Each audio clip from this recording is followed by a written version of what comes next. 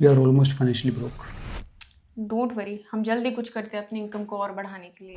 Welcome to the lesson number 6 of our series 30 finance lessons from the book Rich Dad Poor Dad. And आसान भाषा में finance को समझने के लिए अभी इजी है, फाइनेंस को फॉलो कर लो।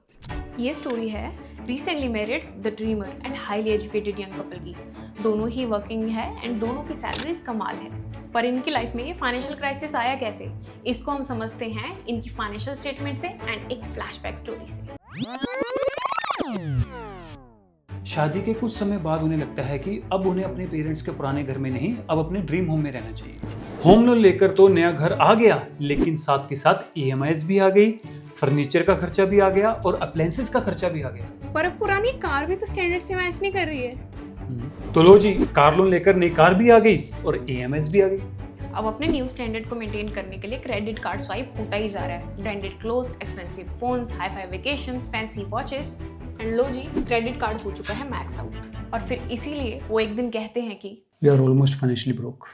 क्योंकि वो देखते हैं कि अब उनकी फाइनेंशियल स्टेटमेंट्स कुछ इस तरीके की दिखती है। Having same limited income and a lot of expenses, high liabilities and zero assets.